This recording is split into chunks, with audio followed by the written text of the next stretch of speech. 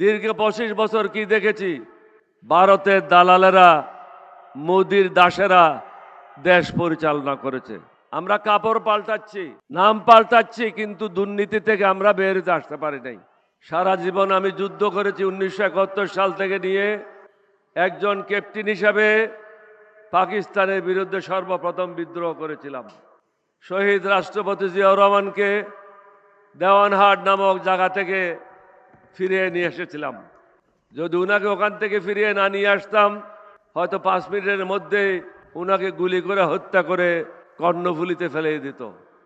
পরে দুজনে গিয়ে বাংলাদেশের স্বাধীনতা ঘোষণা করা হলো। লক্ষ্যটা কি ছিল?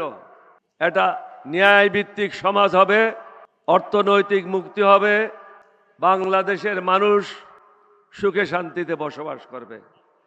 দীর্ঘ 25 বছর কি দেখেছি? ভারতের দালালেরা, মোদির দাসেরা দেশ পরিচালনা করেছে। এখন জাতিকে সিদ্ধান্ত নিতে হবে।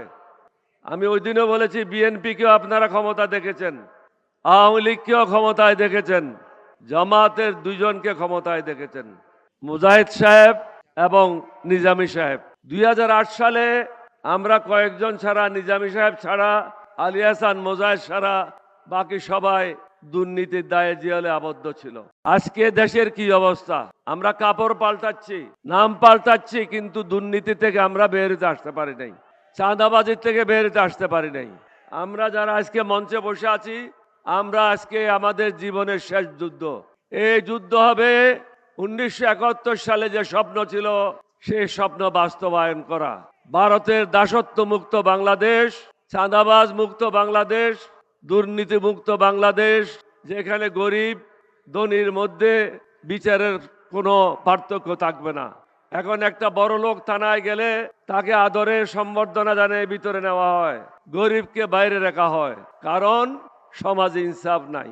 আমরা যারা এখানে আছি, আমরা ওয়াদাবদ্ধ।